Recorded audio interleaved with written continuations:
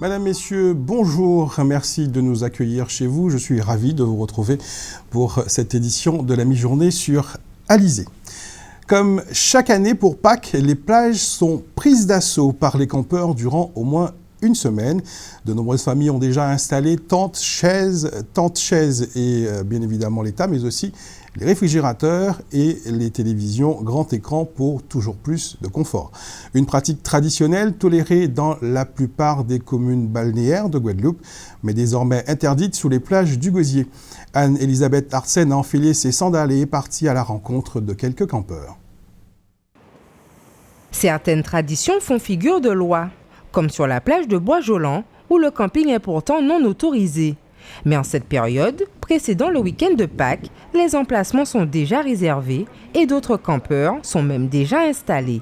Pour se détendre, pour les enfants, et voilà. Et pour être en famille, voir ce qu'on ne voit pas souvent, voilà. Et comme toutes les années, bon, réaliser la fête, pour nous, on réalise la fête de la plage. Parce que tout le monde a venu monter ailleurs, tout le monde a campé, tout le monde a nettoyé, et c'est ça. Si on bien comprendre, tout qui s'applique en nous, il est en train de faire nous disparaître. Parce que tout ça qui est en nous va disparaître pour prendre à d'autres monde. C'est coutume en nous, pourquoi vous voulez coutume en nous? C'est ça nous aimer. Mais comme ça en plage, on ne peut pas faire ça à Sainte-Anne, et seul côté entier avec un pied à des tannis, c'est le site. Contrairement à sa voisine, la ville du Gosier a proscrit par arrêté municipal, et ce depuis plusieurs années, le camping sur quelques-unes de ses plages. Le manque de civisme de campeurs serait à l'origine de cette interdiction. Un avis que partagent certains. Je trouve que c'est une très bonne chose parce que la plage est tranquille, il n'y a pas de feu, elle est propre et elle est calme par rapport à certaines plages où il y a trop de touristes pour nous en tout cas. Nous on est habitants de Gosier, donc on est au courant de cet arrêté préfectoral. Traditionnellement effectivement en Guadeloupe, on fait tous du camping à Pâques, hein, c'est vraiment inscrit dans les mœurs et coutumes. Donc il faut effectivement garder certaines plages accès aux campeurs, mais il faut aussi que les campeurs se rendent compte qu'on a un site vraiment magnifique sur les plages de Guadeloupe et qu'il faut les entretenir et au retour du camping surtout tout laisser vraiment dans l'état de propreté initiale, à savoir ramasser tous ces déchets et les mettre vraiment dans les poubelles appropriées. Voilà. Moi je pense que le camping on peut le faire, mais sauf qu'il faut nettoyer après avoir utilisé la plage. Mais le plus souvent les gens apportent des réfrigérateurs, des vieux matelas et ils laissent tout sur place. Et c'est peut-être pour cela qu'ils interdisent le camping. Mais s'ils nettoient, il faudrait qu'il y ait un contrôle par la suite pour être sûr que les gens ont nettoyé. Bon, le fait qu'on empêche aux gens de camper à Pâques, à Pentecôte, c'est une très bonne chose. Mais en même temps, c'est une mauvaise chose parce que c'est notre coutume. Mais les gens, maintenant, ils ne font pas attention. Ils font attention à rien.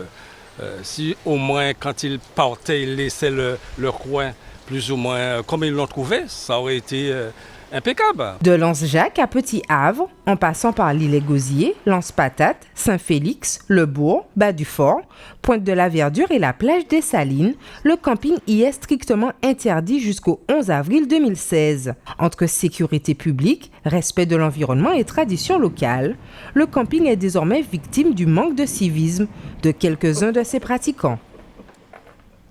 C'est en effet en raison des risques de troubles à la sécurité publique et d'atteinte à l'environnement que la municipalité du Gosier a décidé d'interdire le camping sur les plages de la commune du 14 mars au 11 avril. Une décision sur laquelle revient Adrienne Lamas. Elle fait partie du conseil municipal de la ville du Gosier. Elle est au micro de Karine Gielman. En 2009, il y a eu un premier arrêté suite aux nuisances sur certaines plages comme Petit Havre, Lance-Jacques et Anse-Patate. En 2010, il y a eu aussi un arrêté suite toujours aux nuisances qui s'est amplifié. Et en 2011, ça a été encore l'explosion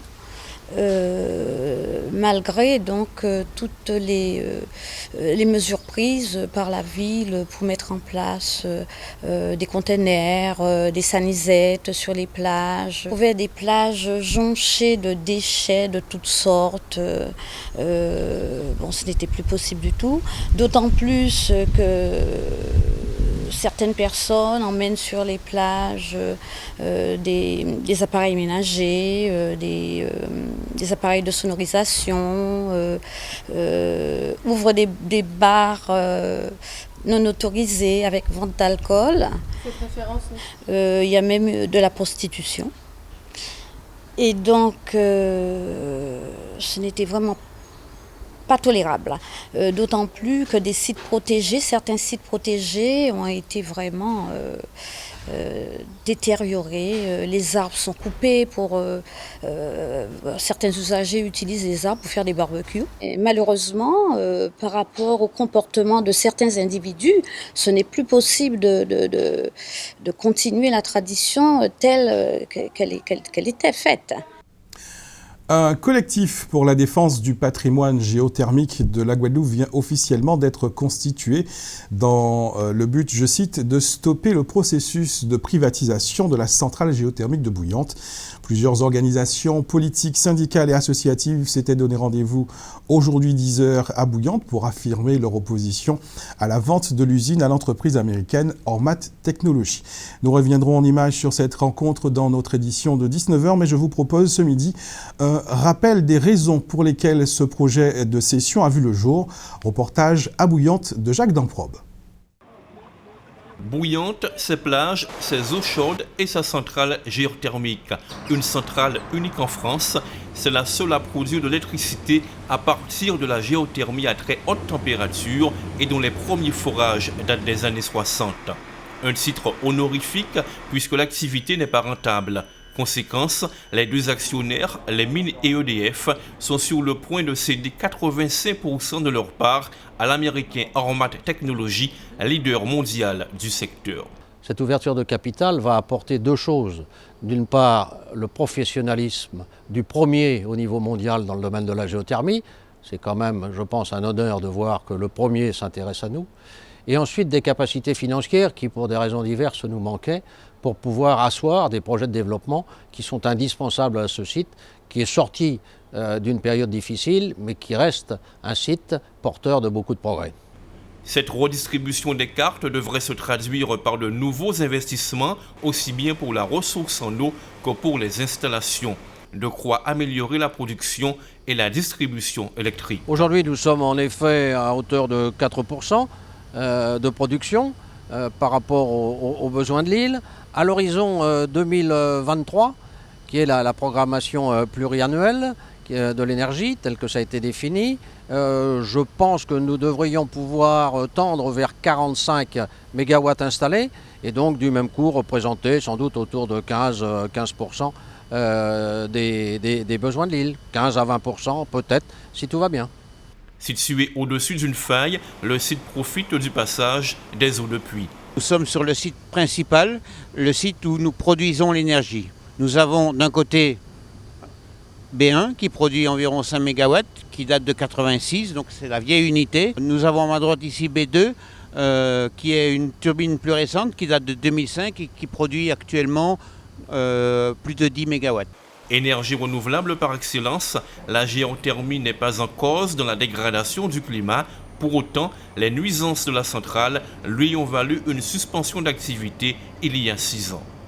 La pollution, c'est en premier lieu la pollution sonore, ce sont les émissions sonores que nous traquons régulièrement. Nous avons fait des efforts d'investissement importants. Je pense qu'ils ont été reconnus, il y en a encore à faire et ils seront faits. L'autre élément, c'est les émissions d'H2S. Et donc, nous avons mis en place une unité, d'ailleurs, qui est derrière vous, qui est une unité d'oxydation de l'H2S.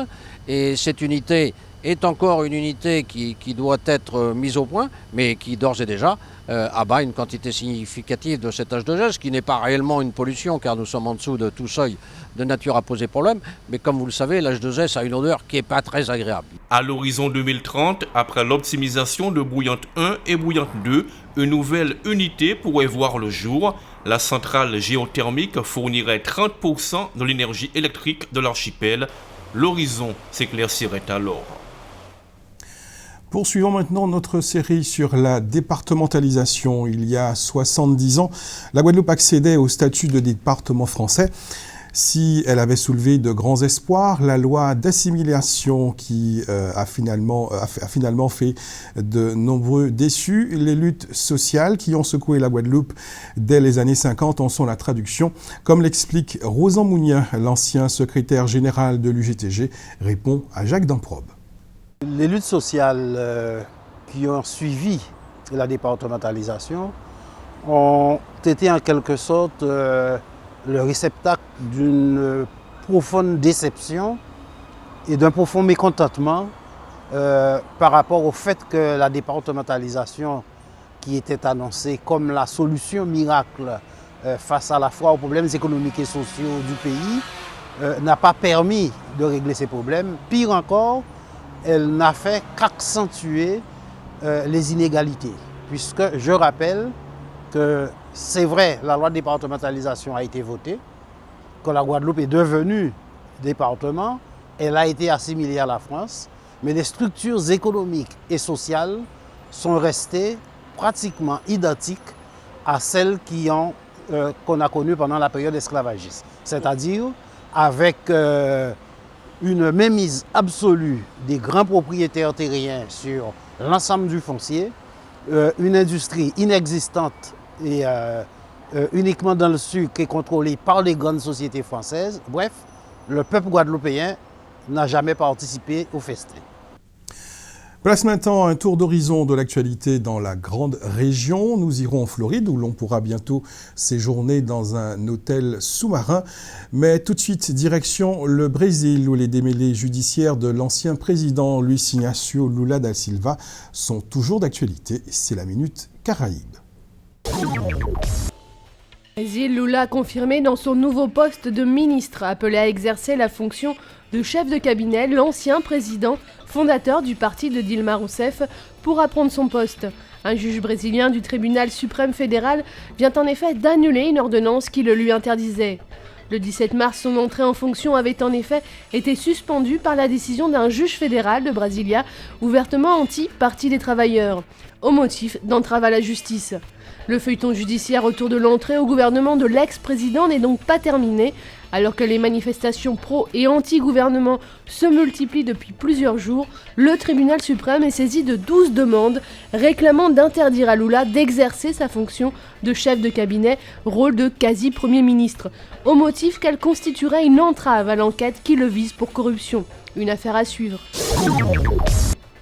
Dans un bref message publié ce 17 mars, le lanceur d'alerte Edward Snowden, qui avait révélé l'existence du système de surveillance de masse de la NSA américaine et de ses alliés, a envoyé un double avertissement à la fois au gouvernement brésilien et au FBI américain. En effet, le gouvernement brésilien est secoué par un vaste scandale de corruption qui a touché la présidente Dilma Rousseff après la divulgation d'une récente écoute téléphonique menée par la police fédérale entre Dilma Rousseff et son prédécesseur Lula da Silva.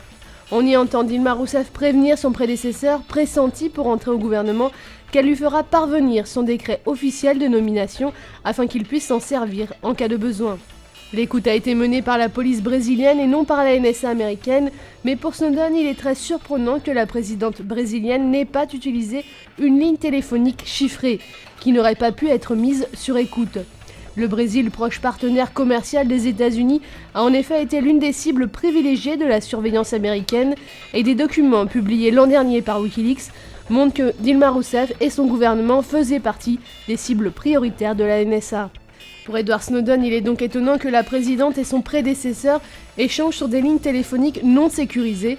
Le message de Snowden pourrait aussi se lire comme une pique au Brésil, qui s'est montré ces derniers temps parmi les plus hostiles aux communications sécurisées. Floride, un resort sous-marin. C'est de Floride à Key West que pourrait immerger le premier resort sous-marin. Les amoureux des océans attendent avec impatience cet hôtel qui leur permettra d'être au contact presque direct de leur élément de prédilection. Tony Webb, le patron de la jeune entreprise Planet Ocean Underwater Hotel, affirme que son projet possède 2 atouts inégalables. Non seulement il peut s'adapter à toutes sortes de configurations géographiques, mais son coût de revient est près de 10 fois moins élevé que la moyenne des autres projets. Comme la Station spatiale internationale, le Resort des mers est conçu comme un ensemble de modules préfabriqués à assembler sur place. La forme cylindrique renforce la résistance à la pression. En cas de tempête, des moteurs peuvent éloigner le complexe. Offrant une vue imprenable sur le monde sous-marin grâce au sol et au plafond panoramique, l'hôtel présentera toutes les commodités d'un 4 étoiles terrestre, connexion internet comprise. Prévoyez quand même 3 000 $ pour la nuit. C'est la dernière ligne droite pour les rescapés de la Carujet 2016. Après la très longue épreuve d'hier entre les Saintes et Petit-Bourg, les pilotes ont évolué aujourd'hui entre Viard, Goyave et l'Îlet-du-Gosier. Au terme des épreuves d'hier, Teddy Ponce, Yann Ponama et Marc Forbin sont sur le podium et continuent de se battre pour la première place du classement en catégorie championnat du monde pro. Aucune certitude quant au gagnant final. Tous y croient, mais tous doutent également. Éric Pommier a rencontré ce matin les principaux animateurs de la course. Reportage depuis la plage de Viard à Petit-Bourg. Dernier jour de compétition et donc déjà 5 étapes dans les jambes et à bout de bras.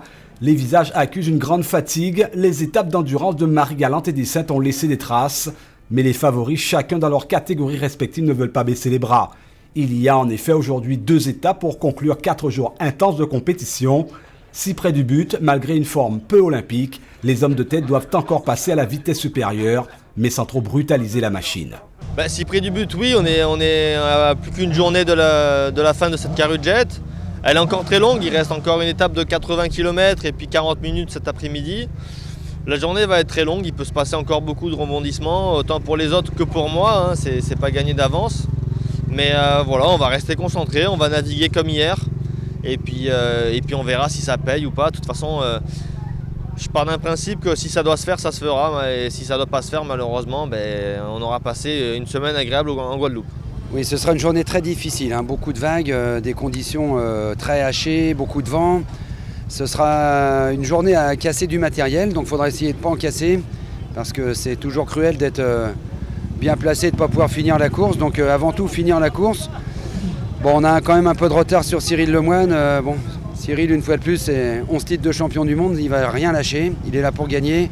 Donc il faudra sortir vraiment tout ce qu'on sait faire pour essayer de rattraper le temps qui nous manque, mais bon, on verra déjà après la première manche où on en est. Marc Forbin et Yann Ponama, généreux dans l'effort dans l'étape d'hier de 116 km, savent qu'ils ont une carte à jouer, option aujourd'hui, rester au contact des leaders sans commettre la moindre erreur. Priorité pour les 2 Guadeloupéens, ménager la monture, mais surtout, ne pas se laisser distancer. Oui, c'est pas le moment de lâcher. Bon, ça sera dur physiquement, puisque physiquement, il me manque un petit peu. Ça sera dur, mais c'est pas le moment de lâcher, puisque bon, on est à la seconde place. Il y a Marc Forbin qui a 1 minute derrière moi, Cédric qui a 2 minutes, donc ça va vite. Et puis on a de la mer aujourd'hui, donc ça sera vraiment compliqué aujourd'hui. Il va falloir vraiment ménager la machine et ménager physiquement pour pouvoir rentrer bien pendant les 3 tours et puis voir finir cet après-midi. On est quand même 4 à jouer le podium, quand même on est 4 à 3 minutes d'écart, donc c'est quand même chaud. Là. Donc, après Teddy, je pense qu'il est quasiment intouchable parce qu'il est quand même à 7 minutes. Et c'est un bon, donc on va pas aller chercher, c'est un pro quand même. Donc après, les 4 qui sont derrière, par contre, les 3 Indiens ainsi que moi, ça va être chaud par contre. Dans l'après-midi, au programme 7e étape, circuit autour de Viard, la Carujet 2016 19e édition nous livrera son nouveau vainqueur. Suspense dès 15h30 pour 40 minutes de course, certainement les plus longues pour les favoris. Après la Carujet, parlons football avec les résultats de la 20e journée en division d'honneur qui confirme l'USR à la tête du classement. Les Saint-Rosiens se sont imposés 1-0 face à la Juventus. À Petit Canal, Phare s'est fait battre sur son terrain par le club sportif moulien. Le CA Marquisa gagne à domicile face au Red Star 2-0. Aux Abîmes, le Sirocco s'impose par 4-0 face à l'Arsenal. Match nul dans l'après-midi d'hier. L'AOG et l'Étoile avaient fait match nul 1 partout. Match nul également au terme de la rencontre USBM gauloise 0 partout hier soir à Bémao. Pour rappel, l'Amicale s'était fait battre par la solidarité scolaire. Vendredi soir, un seul but avait été marqué au bout des 90 minutes du match. Depuis jeudi donc, la plage de Viard à Petit-Bourg accueille des milliers de visiteurs pour la Carudjette. Pour protéger ce site naturel, le syndicat de valorisation des déchets, le CIVAD, a décidé de s'engager en faisant de la sensibilisation, tandis que plusieurs jeunes s'activent au nettoyage de la plage. Anne-Elisabeth Arsène est allée à leur rencontre. Parmi les nombreux exposants du village de la Carudjette, le CIVAD. L'objectif pour le syndicat de valorisation des déchets, sensibiliser et informer le public venant de toute la Guadeloupe. Donc à partir en fait de supports pédagogiques, on essaie d'éduquer les personnes de manière à ce qu'ils puissent savoir qu'est-ce qui va comme déchets dans les différentes bornes. Donc pour la borne bleue, un petit récapitulatif, on peut mettre donc tout ce qui est bouteilles et flacons en plastique, bouteilles d'eau, flacons de javel, etc. Ensuite on peut mettre tout ce qui est carton, papier carton. On peut mettre également tout ce qui est en métal, donc les canettes, les boîtes de conserve.